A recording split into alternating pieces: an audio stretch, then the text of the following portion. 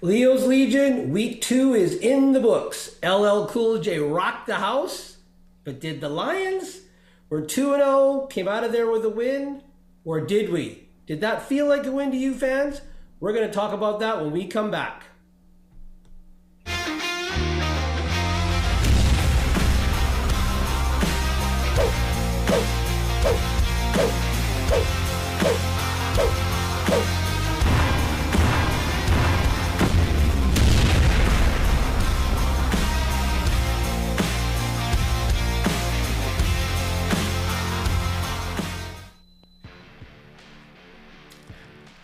All right. Hey, Leo's Legion, 3 Down Brothers here. Greg, Arthur, and Roland here to kick around, toss around thoughts, comments, and opinions about week 2. Like I said, we're 2-0, came out of there with a victory, or did we? Who had more intensity, LL Cool J or the Lions offense? What do you think, Arthur?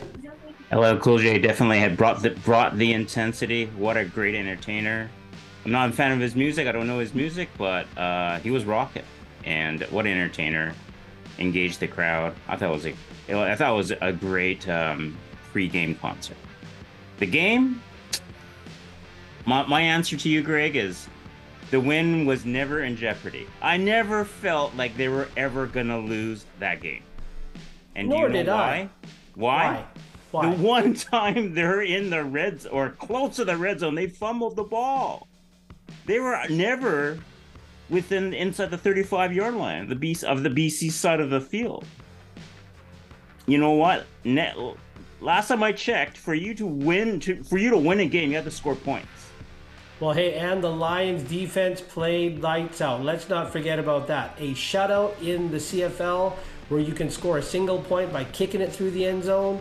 Edmonton was in the red zone once, fumbled. They were close enough to punt it through the end zone. But hey, shutout.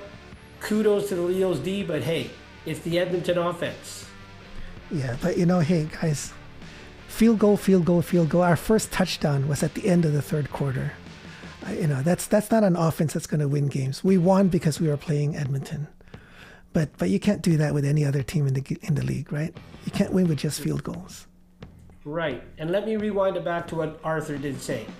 LL Cool J, entertainer. He had the fans, the place rocking. He was entertaining.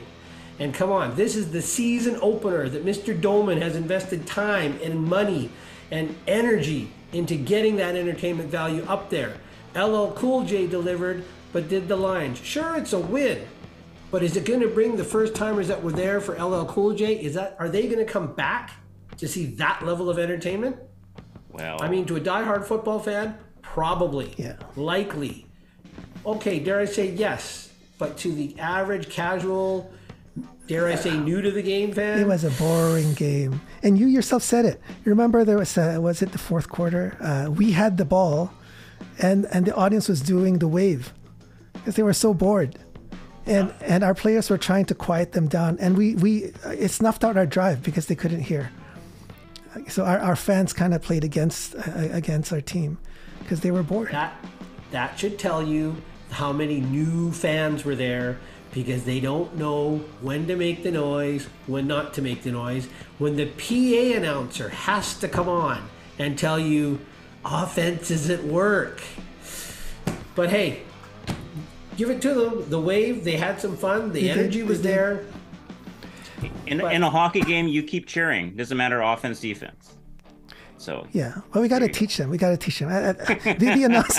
announcer was too nice. Well, you know what? What did he say? He said, the offense needs to hear their play. I think that's all he said, right?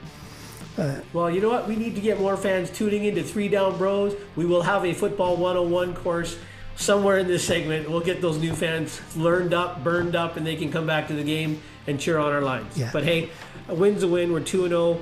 Winnipeg's up next. Wow. Well, guys, I tell you, the reason why the Lions were off to a slow start, it wasn't the Eskimos. It wasn't their own offense. It was the officials. Yeah. They completely killed the Lions' momentum twice and allowed the beginning of the game to just drag on. And then Lions made some mistakes, true, But a lot of those calls, those 50-50 calls, were going against the Lions, and they just couldn't get any kind of flow or rhythm. Yeah. I would say I firmly place the fault at the feet of the officials, who I think blew it. I think that's our first segment, guys.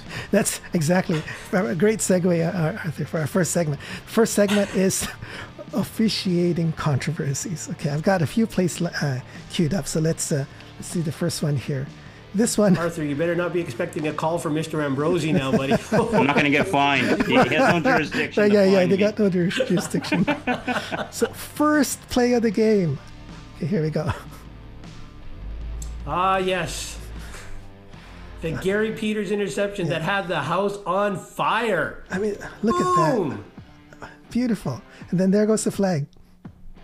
And so let's take a look. Actually, I've got I do have a replay. So let's take a look at another angle.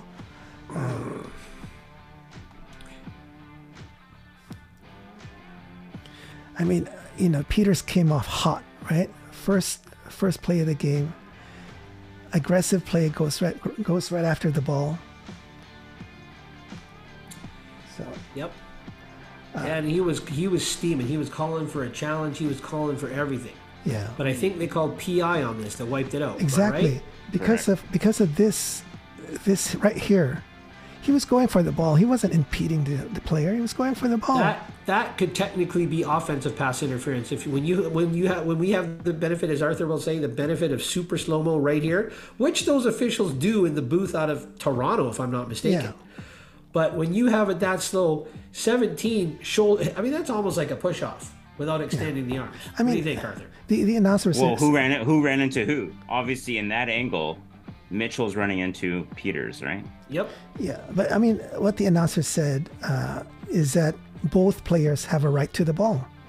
So if they're both going for the ball and they make contact, then that's not interference, right? I mean, they're both going for the ball, which obviously they're both going for the ball here. You can see they're both looking at the ball.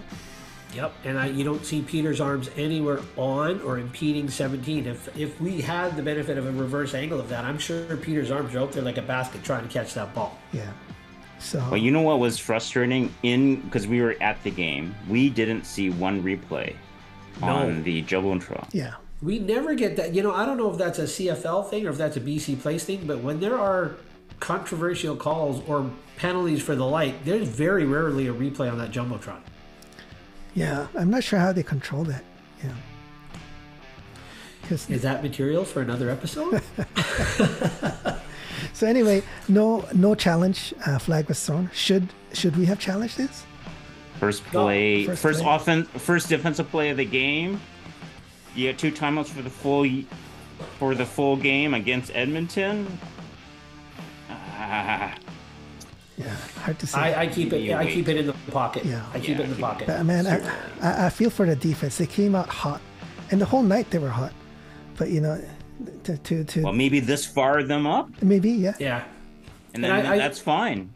I mean, in hindsight, we've had a few days to kind of talk this about, but I think maybe that's Campbell's rationale that, hey, if they're going to be hot after this, let's leave it. Let that fuel their fire. That's only the very first play of the game. Yeah. Let's see where it goes from there. Yeah. Because now maybe, I mean, Cornelius is already thinking, hey, that D is aggressive. Yeah. Is he a smart enough and seasoned enough QB to make the play calls to take advantage of an over-aggressive secondary? Yeah. Hindsight says, after being in the game, no. So anyway, segue to the very next play, play number 2. The very next play. The short yardage. The very next play. This one. Okay, let's play this.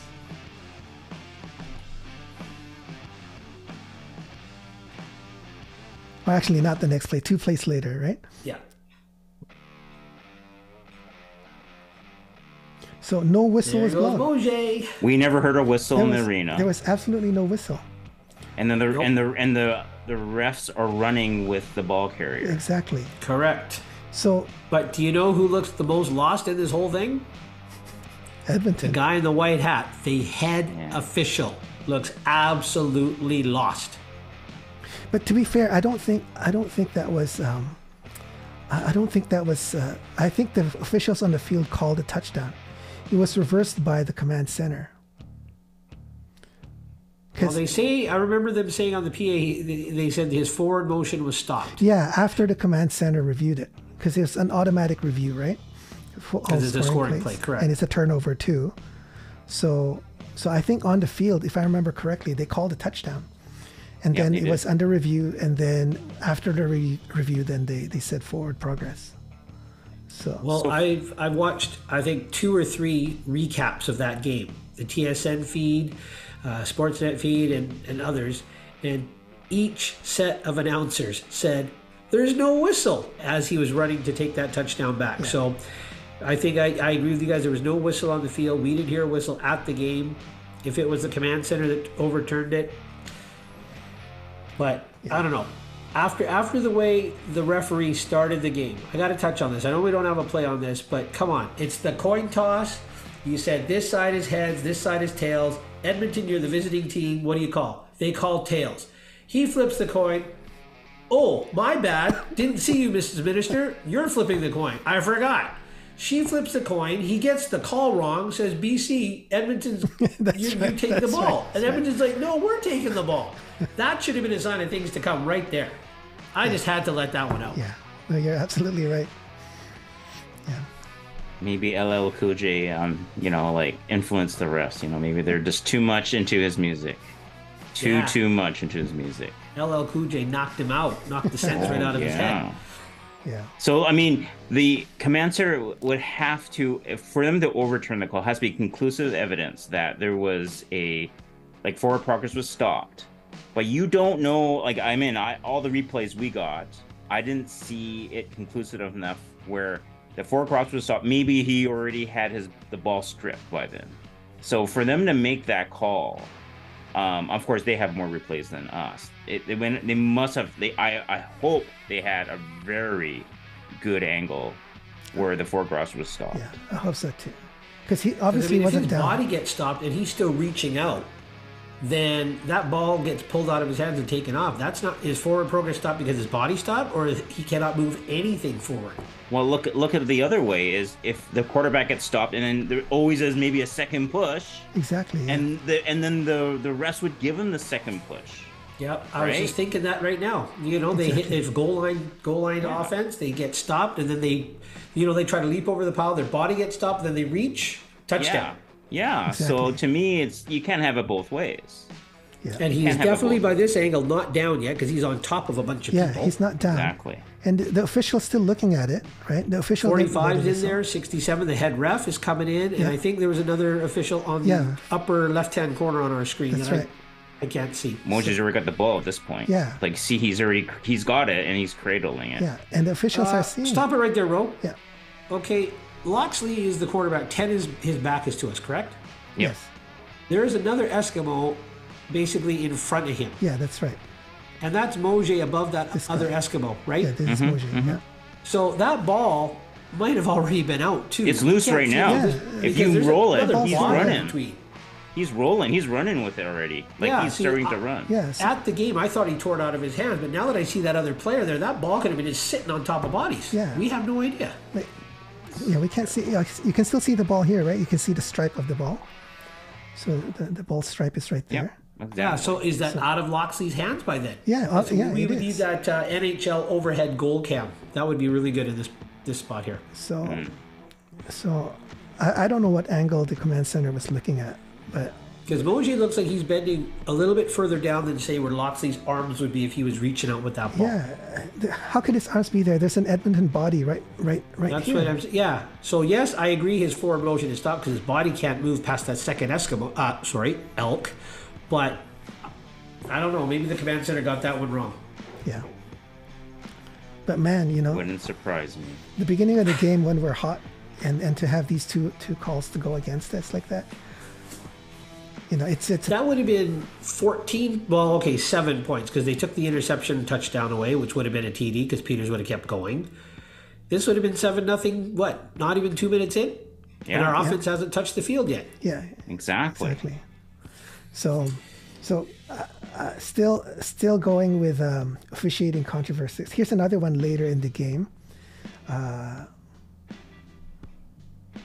This one was a late hit. Oh. So here, let's play that. So we have the ball. Yeah. So look at that. So his knee's on the ground. It's an incomplete pass. Yeah, Yep. it's incomplete. That's right. Okay, well, I'm going to be the voice of controversy here. I'm going to borrow a quote from our esteemed colleague Arthur from last week. That's a bang bang play. He may not see that pass was incomplete. Because is that Katoy there? Is that 86? No, that's Mazel, 25. Might be in his line of sight. But again, when that player gets up, his knee is down, all you got to do is tag him. You do not have to run him over like a truck. So I agree, late hit, unnecessary roughness, but I don't know if you saw that was an incomplete pass or not. Okay. Yeah, I'll give him that. But yeah, didn't have to be a big hit, but yeah, he could. No, because that receiver is vulnerable. Yeah. But that's it. I mean, hey, you're going to play tough, right? And you're going to play, and it's football, right? This is not soccer or something like that, right? So careful, Arthur. There's a lot of soccer fans out there.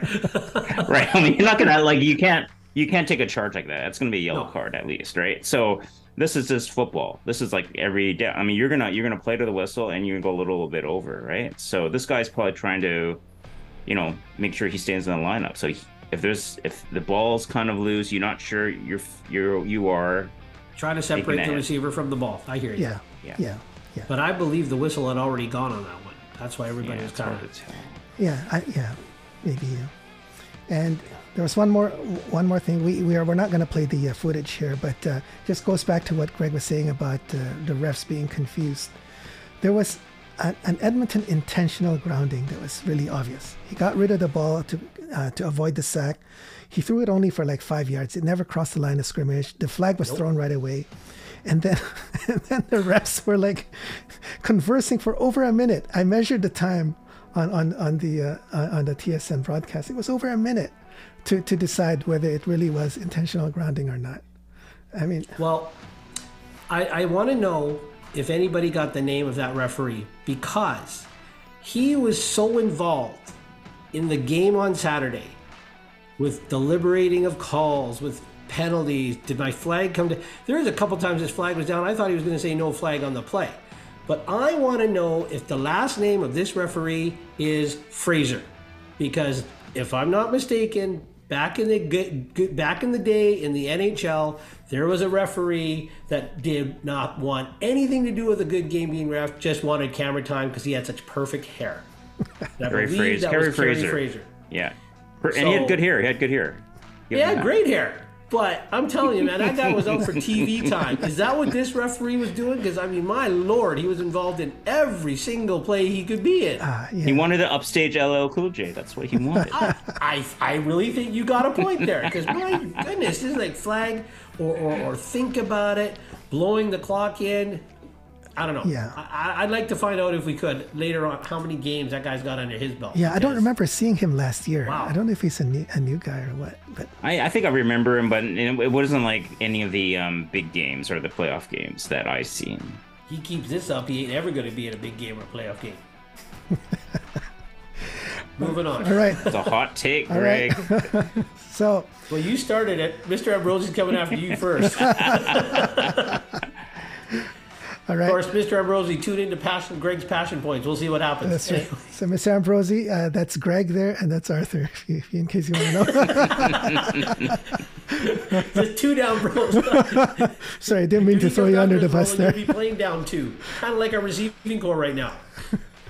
That's right. All right, so our next segment, so that was the officiating controversies. I'm sure we're probably going to be revisiting this later on in the season still. But it is a CFL. So yes, no doubt. Those fans that were behind us, haven't been to a lot of games, but they were excited. They were passionate. And the first thing they said to me was, they asked me, is this game being broadcast? I said, every one of these games in the CFL this year are being broadcast down south.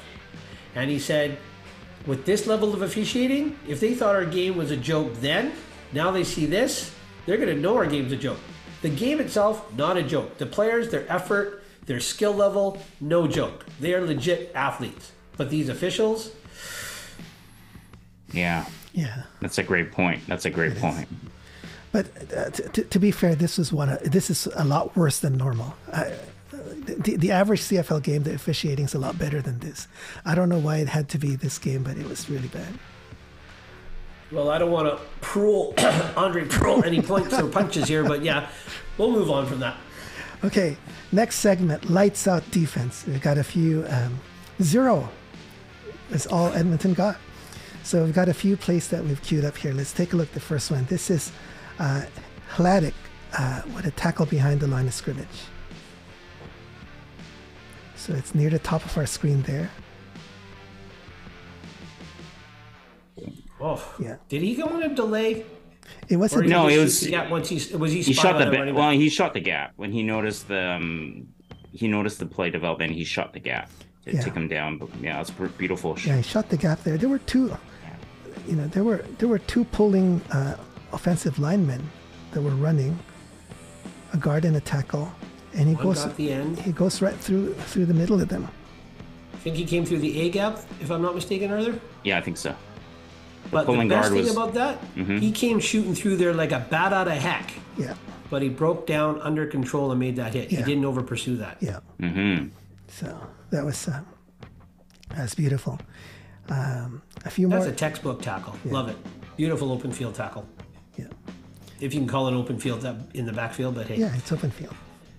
Anybody out there in the Lions Legion that's listening to this podcast, we welcome you to correct me if I'm wrong. I always thought open field means it's not in traffic. So he's no longer in traffic there. It's just him and the guy. Yeah. And it's open Well, field. then it's open because the guy's got no blocking. Yeah. No help. It's just one-on-one with Hladic. Yeah. Okay. Next play was Cherry with a forced fumble. So he wasn't the first to make contact with the ball carrier. But when he made contact right here, then he forces the ball out. Yeah, that's effort. Love it. Love the effort. Yeah, right here. 38-yard line of the Lions. So if they got snuffed, they would have probably went for a field goal. Yeah, you can see his right arm coming in, punching the ball out, right? Yep. Textbook defense. Yeah. So fumble, and then we recover. So beautiful. Beautiful. Yeah. All right. Next one. I think that took a while to decide the call too. Oh, really? It did. We're like, I don't know. do Do we have a replay? Was that referee checking his hair before he came on to make that call? I'm like, I don't know. Yeah. Okay. Next one. I think this was one of my favorite plays during the game. This was Peters tackle behind the line of scrimmage. So it's near the bottom of our screen here. So Pure effort. yeah, there were two receivers that were supposed to block him, and he runs right by the two of them and gets the ball that's carrier. Lewis and Arsenault, right? Yeah. Yeah, that's definitely, yes. Those Yeah. are two veteran Yeah, receivers. Arsenal, yeah. May I say something? Yeah, go ahead. That, in effect, is to me an in-motion type bubble screenplay. Yeah. And you've got two seasoned receivers that pretty much should know how to execute their blocking. Mm-hmm. But look at the speed that Peters came in on. He has beaten the angle that those two could possibly take with him. I don't know if they started too close to the line of scrimmage. Too close to the O-line, and they should have been lined out wider. Yeah. But they had no angle. And if they got Peters right, it would have been blocking from behind. Because look at right there. There's no way they could block him now. Yeah. Because his drop was he was much closer to the line of scrimmage than typical. Like you see up top, like I think Cooper is given the other receiver a good 10-yard gap, right? But Peters is much closer to the line of scrimmage. Exactly. So yeah, I wonder if this is a tendency they picked up where he's going to line up a little bit closer. Yeah, and he maybe knew that this play was coming. This could be part of a game plan, and he snuffed it out. Yeah. Well, Peters is playing aggressive the whole game. So this is just part of it. He's got a chip on his shoulder from that first play, boy. Also, how many times have we seen the Lions get beat by these bubble screens? Right? We can't seem to fight off the block. This was awesome because there wasn't even a chance for the blocks to develop. Yeah. And look at that. Even if Peters missed, there's this other guy right here. Yep, that'd be TJ, I think. And then there's a safety coming up too, Yeah. and the linebacker coming over. Yeah. So yeah, just all around beautiful play. Okay, I got one more queued up for defense, and this one you're gonna love, Greg. This is none other than Matthew Betts. Whoa. Mr. Matthew Betts, my buddy. And this was a sack for a 6-yard loss. Boom, baby, there it is. Right now, there. before we go into this one, you guys remember I was hot at that game thinking, Betts, that's a horse collar tackle. We had a sack for a loss. And then when we saw the replay, no, he had a good grab of the shoulder pad on the shoulder, and just the momentum pulled him around. So Yeah. I was about to give him, put him back on the radar, but that was a beautiful play. That was a desire sack for me. How did he beat his guy here? Let's see. He's lined up on the right end there. Mm-hmm. Good jump. Comes in. Yeah. Swim move. Yeah, just quick move there. Yeah, Yeah, I think Cornelius he is a used big guy, so he doesn't go down easy. Yeah. Did he use the momentum of his own lineman to go take him past the quarterback and then circle back? No. I think he did the swim move. He's already beat him. His shoulders are Yeah, downfield. Oh yeah, he's underneath. Okay, there he is. Yeah, he went right underneath him. Beautiful. Yeah. The offensive tackle here should have pushed him right here. He should have hit him and pushed him backwards here, because the moment he got past it, that's it, right? So one big hit here from the offensive lineman, slow him down a bit, get him to kind of stumble a bit backwards, and that would have been enough, right? I don't know. I seem to, even last year's 2 games against Edmonton, Betts was in that backfield a lot, whether it was a sack or a hurry or just a hit or something, just bothering that quarterback. He seems to have those Edmonton linemen's number. Yeah. Love to see if we get some stats to back that up. Or again, loyal Legion, loyal fans, if you're out there, let me know. Yeah. Like and subscribe. All right. So those are all the defensive plays that we have lined up. But there's a lot more to talk about the defense. It's lights out, like we said, right? 0. Any other thoughts on how the defense played? Bo Lacombo. I want to give him a shout out. That guy, serious injury early last year with his elbow, lost his job to Halatic, if I'm not mistaken. Couldn't really get back in the lineup. All preseason interviews with him, he was just doing whatever he could to help this team and to make an impact. His name, I think, was mentioned if not every play, every other play, with a tackle, with something, being involved in the play. He was everywhere on the field. Yeah. Okay. All right. So then that segues into our next segment. So I want to kick this next segment off with this graphic that TSN put up. Let me cue that up here. So this is Doman Da-Man. So He is. He is Definitely. the man. He's like, our best league owner, I think, this, for the longest time, right? Last year, 34,000 fans in our season opener. This year, 33,000, a little bit of a drop, but not too much. I mentioned to you guys earlier, I think that could be attributed to just LL Cool J not being as big a draw as One Republic. Different demographic for numbers coming out Yeah. to a football game. Yeah. Definitely. And his commitment to the football here in BC, right? Like I think people might have heard about the Simon Fraser football program, and him pledging $500,000 to help that program along. So anyway, this segment is thoughts on the game experience, the fans, and anything you guys want to talk about. Well, we'll let you kick it off, Roland. You were at right in the middle of the street party there, enjoying the beer, the food, the ambiance. What did you think? What did you have a feel of the outside the stadium pregame? Yeah, that was wonderful. So my wife came down with me early, we wanted to get those $5 beers because remember every single game last season, the lineup was too long. We couldn't get in, right? So I told Lucinda, my wife, that's my priority. I want to get those $5 beers. And thank you, Mr. Doman, for subsidizing that. It was a delicious can of beer for $5.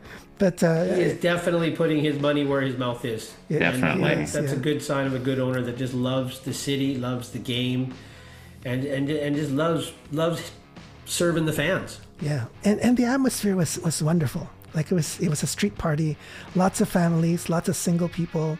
As we were walking up towards the place there, we saw a dad and his son walking away. They had purchased something. To me, I thought they were not football fans. They probably didn't know anything about football. They happened to walk by and saw there was a street party, and they bought a BC Lions shirt, and then they were walking away because they didn't stay. So that was the sense that I got. So it's wonderful, exposure that way. People were having fun. There was a concert there. I don't know who the band was. They were playing lots of cover songs. Great band, by the way. They were doing all sorts of different genre music, and the crowd was enjoying it. They had a huge screen, so you can either go in and stand right in front of the band, or you can be further behind. There was a huge screen for people to see. Great atmosphere. Wonderful. Lots of games for kids, face painting, all those things. So, yeah, wonderful. It sounds like they put a lot of thought into it, which, back in the day, if I can go back in that time machine, we talk about the Lions marketing to the public to win and get attention. It left a little bit to be desired. But I don't know, now that Mr. Doman's piloting this ship, it looks like everything's headed in the right direction. We just need to help him out, do our part as fans. Leo Legion out there, get the word out, get some butts into the seats, and help Mr. Doman make this team relevant, make this league relevant. And you, the fan, I'm begging you again, make the Three Down Brothers relevant, keep us relevant. Yeah. Plug. Arthur, any thoughts on the game experience? It's I thought it was really good, and I think that Mr. Doman is putting a lot of money and energy into the Lions and into the game experience, and I think it's very good. I've been to NFL games. Of course the scale's a bit different, and in terms of like the pre-game parties, but I think in game it's pretty close in terms of what he's trying to do and bring try to bring more attention and capture the casual fan and say, hey, BC Lions football is exciting, and then like the full experience is something to seek out. So kudos to him. He's putting money, like you guys said, he's putting money where his mouth is in terms of bringing the excitement to CFL, to all CFL fans. So I think that's great. Yeah, and he's starting at the grassroots level. He's coaching his son's flag football team. As that graphic Roland put up there, he's putting money into college football programs. And I don't know what he did. Maybe it's a promo with the Lions marketing department. But did you notice the section to our right, section 252, was packed? And I don't know if it was a company outing or what it was, but there was a gentleman there with a checklist and making sure everybody was in attendance, because it looked like a seating chart that he had on there. Wow. And there was moms, dads, kids, friends. That section was full. Maybe they weren't all football fans, and it'd be interesting to see how many of those people or those seats are full next home game, which I think the Lions are marketing as Fam Fest, which should be at least this street party or better for moms, dads, and the kids. And I mean, hey, let's be honest, 4 seats are better than 1. Yeah, for sure. But one thing I must add, though, I love seeing the casual or new fans coming. Nothing better than growing the fan base, right? But I think we need to do our part, or maybe the Lions can do their part to educate the fans not to make noise when our offense is on the field. because I think it was the fourth quarter. We had the ball. I mean, it was boring. It was such a low scoring game, right? It was just grinding it out. And the fans wanted some excitement, and they were doing the wave. And it's not very often that the wave goes all the way around so many times. It usually just dies after, a few sections, right? But Always this time it was the going. old long-time season ticket holder section. We got to change that. But the fans. The wave wasn't. I mean, the noise wasn't that loud. I mean, it's like when you're cheering, like when you're booing, like when the off defense is on the field, and then the noise level comes up. It's quite loud. But the wave goes on. Everyone goes. There's a little roar when it goes in your section. It's that din. It's a constant din of cheering. It's I agree with you, Arthur. It's not that loud, but we saw Adams and some of the offense players, asking them to quiet down. So I don't know if it had an impact. Not the Adams calisthenics. It was quiet down. Yeah, quiet down. That's right. And I think our drive was snuffed out. Because it was a time count. It was second and 5, and became second and 10, and then. Yeah. Yep. No. I think they became second and 15 because they said again that referee taking camera time about his hair, whatever. He said, "Oh, it's a 10-yard penalty." Because I remember the three of us looked at each other like, "Time counts a 10-yard penalty now." That's like holding. Yeah. But like we said, if we could get a segment of Football 101 on this podcast, it'd be great. Because what game were we at? Not last year, but the year before. You know, when some of those visiting teams that have that loyal fan following, whether it be the Riders or the Bombers coming to town, and there's more of their fans in the seats than ours, and when they start cheering for their offense, they get our fans cheering, and it's like, people, quiet, you're not supposed to. They're for the other team, and people just don't know. Yes. But we can't hold that against them if they're due out. We just gotta learn them, get them fired up to cheer for the right team. Yeah, gotta learn them. We should have that as a hashtag. Gotta learn them. It's a hockey town, right? So they just cheer when they're in the arena. So they're cheering their team is up. They're cheering that the team is dominating on the scoreboard. So I mean, that's what happens in hockey. In soccer too. Soccer, they're always cheering. They're always chanting, right? Whether they have the ball or not. So. Well, those games, dare I say, are a little more on the kinetic side. They're fluid. They're always moving. Football is just strategic, militaristic chess game where you call the play, you execute. But yes, I know. Yeah. Cheering's cheering. I mean, how it wasn't that long ago where you, myself, Roland, we were just begging some noise to be in that stadium. Whether it's for the bad guys, the good guys, whatnot, we were just hoping for some cheering. Now that we got it, we're picking it. No, okay. Can't have to be fair, we love. Can't have it both ways. However you want to say it. So if you're watching this, you're a new fan of the BC Lions or just a casual fan, please keep watching. We want you to stay. And for your benefit, if you don't know what we're talking about, what we're saying is that when our offense is on the field, we have to be quiet so that they can hear each other's plays and the play calls. When the opposing team's offense is on the field, so our defense, then we can be as loud as we want so that we can interfere and they can't hear what they're talking about. Okay, so that's just in case you're watching this and you don't know what we're saying. All right. Let's just make it a tough place to play for any team coming in here. Yeah, exactly. Okay, next segment is a surprise for both Greg and Arthur. I've got a play queued up, and I'm labeling this the best tackle of the game. And I want to get your guys' analysis and opinion. The best tackle of the game. Oh, yes. So that's what they wear behind the desk. Yeah, I saw this. This is how they resolve disagreements in the panel. Chaz. I've got a replay, a different angle. This is a higher angle. Okay, so guys, your analysis, is this how we should be resolving our disagreements here in our panel? Oh, definitely. Just like, hopefully. It's like, Milk got up from that. That's good. Well, with a little help from the DB. Yeah. You notice the quarterback stayed out of the whole thing? He did. That's right. And Kate was laughing her head off. Yeah, that was a great play. You know what?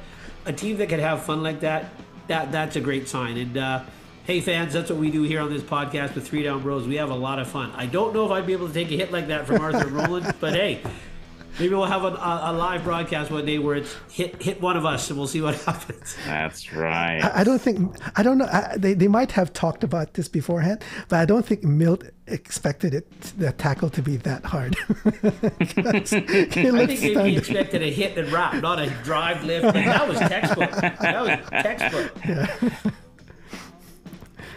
All right. Okay. So that's the end of our segments. And now we come to our last segment, which is Greg's Passion Plays. So Greg's Corner. Greg's Passion Corner. So Greg, will let you take it away. All right, Leo's Legion, welcome to Greg's Passion Corner. Now, last week we initiated this segment and we had Matthew Betts on our radar. He finished at a break-even 0. So this week he made my radar, and I tell you, that sack, he was about to get a poo point, but hey, by making that sack, snuffing that drive, Mr. Betts gets 1 passion point. So he finished that game as a +1. Good on you, Matthew. Respect. You play hard, you play nasty. Keep it up, brother. Second player I want to talk about is Mr. Katoy, the forgotten man when Vernon Adams took over last year. This guy is lights out when it comes to yak yards. And I give him 1 big respect point because, hey, he got those catches when he was targeted. He got those yak yards. But the effort on that interception where he came back and stripped that ball, causing that fumble to get a new set of downs, huge respect. And if I could give him 1,000 respect points, I'd do it. Never mind that DK Metcalf chase down. This was a lot better because it was a local guy, local team. Javon, good job. Wonderful. Awesome. Yeah, 2 deserving players definitely from this game. And you mentioned the defense too, the entire defense, right? Oh, I would give the defense huge points. But do I caution that it was only Mr. Cornelius and the Edmonton O? But again, that Edmonton O had the highest paid receiver. Am I not mistaken? Geno Lewis. That's right. Yeah. 1 catch. 9 yards. 9 yards. 9 yards. And I don't know how many targets. 3. Do we know? I think we saw it was 3, right? 3 targets. Yeah. 3. Okay, so does that mean he's the first read being who he is, and now Cornelius is forced to check down? Because 3 targets for a whole game for Geno Lewis? Is he not your go-to guy? He would be for me. Yeah. If I was a quarterback and I'm having a rough game, Lions are kind of shutting down the run.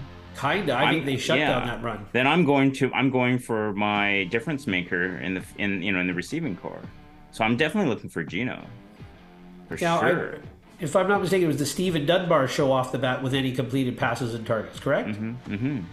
And again, in his rights, he's a decent receiver. Came over from Hamilton. He was a great receiver there, but not at the echelon that Geno Lewis is at. So, hey, defense, I believe Mr. Peters and Mr. Lee had him most of the night. Great job. Yeah. Great job. Yeah, they took him out of the game, which is... Yeah, and I think that really affected Cornelius's confidence, right? So. Well, like Arthur said, that's a security blanket if you're having a tough struggle, and if the security blanket's gone, the security blanket of your running game's gone, now you're grasping at straws for a second-year starter. Yeah. All right. Wonderful. So I think that's all the time we have for this episode. So great. I hope you guys enjoyed it. I hope you have some thoughts or comments. Please feel free to post it. If you agree or disagree with anything that Greg, Arthur, or I had said, please let us know your thoughts. Yeah, we ask you to please disagree because disagreement makes great conversation. So please like and subscribe. Help us to help the Lions, to help Mr. Doman become relevant. Big game coming up on Thursday in Winnipeg on the road. Yeah.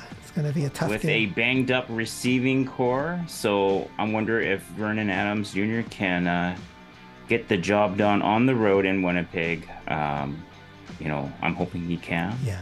It's going to be a tall order with the receivers that we have banged up. It is. Well, you know what? There was that when Mr. Adams threw that interception, I'm going to go, oh, no way, VA. I was going to change that moniker, retract my retraction. But you know what? He figured it out. He made the adjustments at halftime. Probably sat down with Jordy Mack, getting it all figured out. I'm going to call Vernon Adams. He has got me. We have him at Win the Day VA. I got him right now at, hey, play the way you need to VA. So play the way VA. And next week, lead the way VA, because we need you in Winnipeg with everything you got. Your legs, your arms, and your mind, and most importantly, your heart. For sure. I think we got to start out strong like we did with Calgary. 9-for-9 first drive, something like that. I think we got to do that. Start out dominant on the offense. We started out dominant on the defense for sure this past game. And that defense has to bring that dominance and then some against Caleros in that offense. Yeah.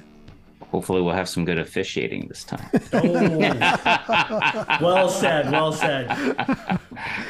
All right, guys, that's it for today. Like and subscribe. Talk to you next time. Bye-bye. You know the drill. See ya. See ya. Bye-bye.